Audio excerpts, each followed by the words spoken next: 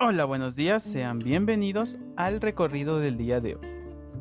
Continuando con el tour por el centro histórico de Quito, tenemos la segunda parte, dedicada al Palacio de Carondelet, sede del poder político del país, y escenarios de acontecimientos interesantes, como por ejemplo el asesinato de Gabriel García Moreno, expresidente del Ecuador, o también una guerra en la época de Guillermo Rodríguez Lara, conocido como la Guerra de la Funeraria. Si no viste la primera parte en la que conocemos datos interesantes sobre la Plaza Grande, te la dejo en la descripción. Y bueno, mis chullas, comencemos. Aquí en el monumento a los próceres de la independencia vamos a mirar directamente a lo que es el Palacio de Carondelet, el cual será nuestro siguiente atractivo. Este palacio tuvo diferentes transformaciones a lo largo de su vida institucional. Comenzando desde la época colonial, se sabe que aquí funcionó una pequeña casa en uno de los solares que fue repartido a los primeros fundadores de aquí de la ciudad. Es el señor Juan Fernández de Recalde el cual compra un palacete de Suárez de Figueroa, es decir, un palacio pequeño, una casa muy acomodada para ampliar lo que sería esta pequeña casa de gobierno y convertir así en los cimientos de lo que sería el Palacio de Carondelet. En 1627, Antonio de Manga decide comprar las casas adyacentes, ya que después de un terremoto dado ese año, las casas comienzan a destruirse. Este palacete que fue adquirido por Fernández de Recalde se destruye y este lugar no era digno para albergar lo que eran las dignidades del Estado. Es por eso que se decide comprar estas casas y el solar completo, es decir, toda la cuadra, comienza a tener la distribución que actualmente tiene el Palacio de Carondelet. Las primeras construcciones que tuvo esta casa de gobierno se realizaron con ladrillo y con piedra. El ladrillo, el cual fue una innovación traído desde Europa y se fabricaba aquí, en los lugares como por ejemplo el Tejar, que era famoso por tener grandes hornos en donde se realizaban ladrillos y también tejas. Y la piedra utilizada aquí se conoce como andesita. Esta piedra se la reconoce por ser de color roja o rojiza. Las principales canteras que tuvo la ciudad se encontraban en lo que es el barrio de San Roque.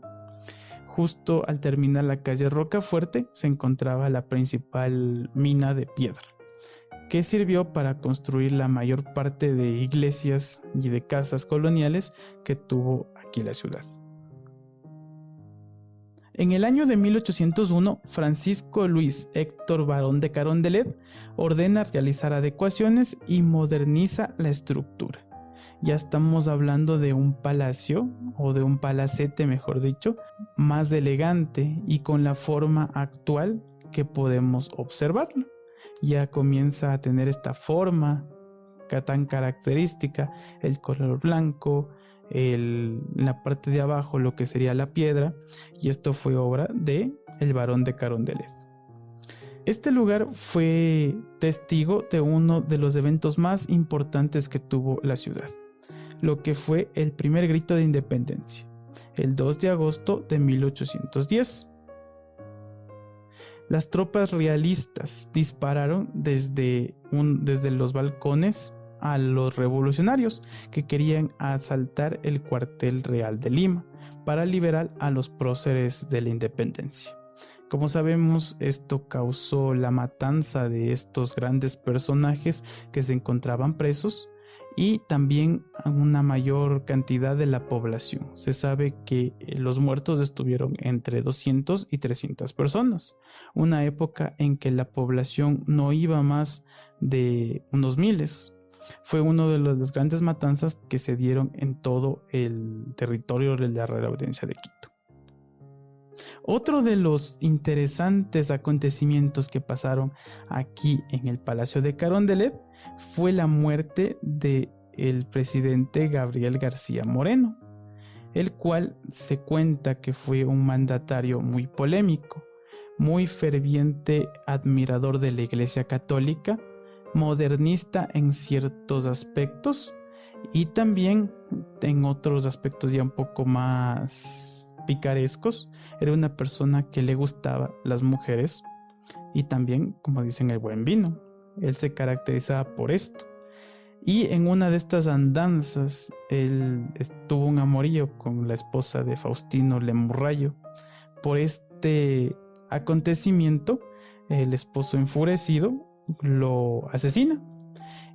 Y en el lugar en donde él cae muerto, se coloca una placa en la cual se puede leer "Dios no muere".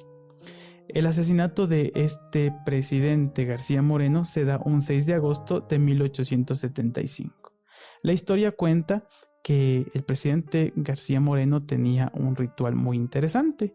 Salía de su casa, situada en lo que es la Plaza de Santo Domingo, caminaba por las calles quiteñas hacia la Catedral de Quito y enfrente del retablo de la Virgen de la Dolorosa, en posición boca abajo en el piso, se ponía como una cruz, es decir, con sus brazos estirados y recto, y ahí pasaba 1-2 horas rezando a Dios y a la Virgen, porque él era muy devoto de la Virgen de la Dolorosa. Sale de aquí de la catedral y antes el Palacio de Carondelet tenía una entrada principal justo en el medio de este gran atrio que podemos observar aquí en el Palacio de Carondelet. En una de las columnas que antes eran de acceso público estaba Faustino Lemurrayo escondido con un machete. Ve al presidente, le grita ciertas cosas que a lo largo de la historia no pasaron, pero ustedes imaginarán que le gritó, ya que se metió con su mujer. Pero bueno, él lo mira y le propina 14 machetazos en su cabeza, en sus brazos y en su cuello. Aparte de eso, se fraguaba una conspiración para asesinar a García Moreno, ya que iba por otro periodo presidencial y este personaje, como ya lo dije, era muy polémico y tenía muchos opositores. Estos opositores también tuvieron intervención aquí en la muerte de García Moreno, ya que 2 de esos conspiradores se encontraban un poco más atrás de Faustino Lemurrayo y le propinaron 2 balazos para asegurarse que hayan muerto. García Moreno cae en el lugar en donde ya lo habíamos hablado y la historia cuenta que él se arrastró heroicamente por toda la plaza grande, subió las gradas de la catedral, entró a la iglesia y murió enfrente del retablo de la Virgen de la Dolorosa. Este fue una de las leyendas que tiene la ciudad de Quito, pero la realidad es que su guardia presidencial y algunos militares lo llevaron allá, en donde él fallece, como ya se dijo, un 6 de agosto de 1875. García Moreno daba de qué hablar hasta después de su muerte, porque es uno de los presidentes de aquí del Ecuador, el cual tuvo el honor de presidir su propio funeral.